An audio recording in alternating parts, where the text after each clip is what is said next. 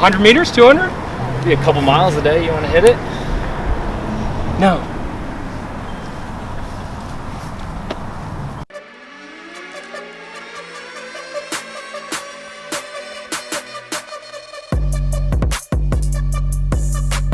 Hey, what's up? This is Ben from WODprep. We are on set filming Endless Engine. That is our brand new coaching course that will help you increase your cardio engine. Whether that's the bike, the row, or the run, we're gonna help you improve that. But this video is all about helping you improve your running technique. So in this video, we're gonna talk about the 5 most common mistakes we see when people are running for CrossFit. Before you watch the rest of this video, make sure that you check the links below, whether that's the top comment or in the description, and you can download 5 daily habits that every CrossFitter should follow. It's a free guide that we have on our website, and I'd love to send it to you completely free. So let's get into it. Let's demonstrate and show and talk about why do people suck at running in CrossFit. CJ, what? It's true. What is the first mistake people make? We call it the Peacock Run. Peacock Run is the proud-chested run, right? So we're overarching, we're looking up, we're straining really hard to accomplish a movement that really isn't that hard, right? And a lot of people that do that, they'll say, man, I got a lot of low back pain when I'm training, right? A couple ways that we can kind of combat that is thinking of pulling the ribs down, getting a small lean, and just looking maybe slightly to the ground in front of you, 15 to 20 feet in front of you, instead of looking up into the vastness of space and being sad about it. Why do people peacock? Other than like obviously peacocking for the fact that they want to show off their broad chest, but like why do people actually peacock? Because I've done it in the past. Yeah, well, when you're sprinting, you're going to see it a little bit more because you're in more of a pulling mechanism, you're more upright. But I think it's because people think they need to be very tall when they run, and we want to think of being in a slight lean, and that will really kind of take care of it. So it's okay if you're falling forward, you actually kind of want that. Correct. All right, cool. So that's the first mistake. I'm gonna turn it over to Endless Engine and WODprep coach Brandon for mistake number 2. I feel like I've been picked for this mistake for a very specific reason, because we call this the bodybuilder. Oh. Yeah, so the You're saying you're big? Look, I'm just saying in this group, maybe, right? Maybe. So we look at this as the person that has a very stiff upper back and they just rotate and they run and they twist their entire body as they're moving forward.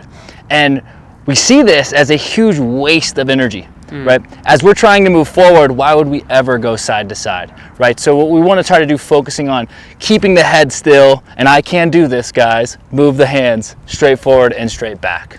Yeah. All right. I like it, and you are pretty swole, I'm not gonna lie. So, what's mistake number 3? Coach CJ, lay it on me. We call it the shuffler. Envision someone running on flat ground like they're on an elliptical. And that's what it looks like. They're very upright again, their heels are striking way in front of them, and it looks kind of like they're just like sliding on skates across the ground. It's like cross-country skiing. Yeah, it really is. And they're just like track. Yeah, they're not. There's not a lot of hamstring involvement. They don't pull their foot up. They're not clearing the ground, right? And again, they're striking way in front of their center of mass, and we don't want that. Why do you think people tend to do that?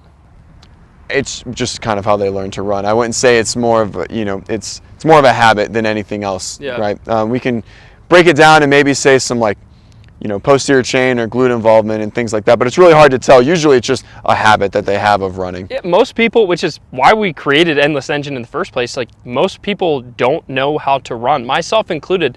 I know how to sprint, I know how to play basketball and football, so I can run within those domains, but long distance, anything under really 200 meters, or anything over 200 meters, I mean, that's pretty long in my opinion.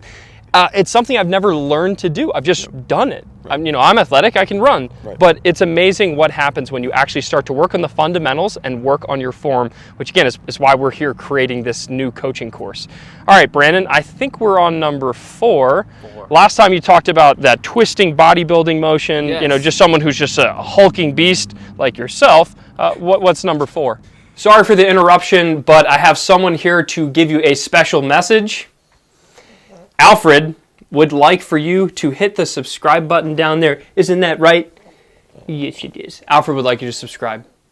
So that one was all about upper body swinging, right? Moving too much. The next one is called the crazy legs, right? The crazy leg runner, where the legs are basically just flopping around. They're moving around. There's no real rhyme or reason for the direction of the legs. We're trying to go forward, and again, we're going down the road almost with like our wheels pointed out, right? You know, we're just driving down the road like this. And so to really work on this does take a little bit of time, and sometimes it's something that is very gradual when it comes to fixing this, but it's really about working on a proper pull and strike, you know, from the ground, and learning how to basically go up and down with the leg opposed to side. Just like we're not going to fix anyone's snatch by just saying like, oh, do this, do that, do that. You know, fix your body angle, and then voila, it's fixed. That never happens. It's habits that have been learned, bad habits, right, that are happening, and then we need to slowly but surely improve them as we go. So that's what you guys need to understand, is it's not going to be an overnight fix. Just watching this video isn't necessarily going to automatically improve you and take you to the next level. But if you practice and you specifically avoid mistake number 5, then you will improve. Mistake number 5, I'm going to do it because, let's be honest, because it's you. It's me. Mistake number 5 is the no runner. Bros, what are you doing? You warming up? You about to hit a WOD? Getting limber for a little run ski. A run? Yeah. How far? 100 meters? 200? Be a couple miles a day. You want to hit it? No. So this is the person that sees running on the whiteboard. They see running on Wodify, when they check what the workout is for the next day, and they're like, oh yeah, I'm not going to go. Or 400 meter repeats, no. I can do that on my own, as if you would ever do it on your own, right? I've done that so many times. Oh, I could do that on my own, but I don't. The bottom line is, if you want to get better running, especially in the sport of CrossFit, it's been proven time and time again that running is extremely important. Maybe not so much in the open, but in competitions, if you do anything locally, if you're trying to actually compete at a high level, you must understand how to run, and you kind of need to be good at it. So take all 5 of these mistakes, internalize them, and apply some fixes. Let's really quick, just briefly, in a couple sentences, CJ, how should we run? Fast. Fast? Okay, I'll turn it over to Brandon. Brandon, like, when it comes to the form of running, we've talked about a bunch of mistakes, but like, we'll overlay a video here, but like, what does it look like when you're running well? Should be smooth. It should feel easy. It should almost look effortless. Yeah, absolutely. Everything we do should look really easy, really smooth, and that's really what running should be. In those workouts where you've got rounds and you're going to be running, we should look at that as a active rest. And I think that that's a way to really kind of try to train it and really try to get to, you know, with your running. Perfect. So if you don't feel like you're resting while running, or if running doesn't feel smooth and comfortable and effortless for you, then I'm inviting you to join Endless Engine. I'm going to leave a link in the comments, the top comment, I'll pin it there for you, and in the description. Go join Endless Engine, which is our brand new coaching course that will teach you how to run, bike, and row more effectively in the sport of CrossFit.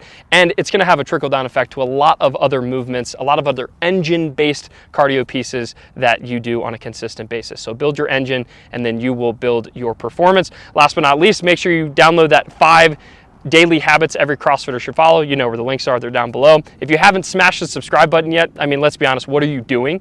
And then, I mean, the final thing we need to talk about is the question of the day. So question of the day, if you had to identify with one of the 5 mistakes that we mentioned, which one are you?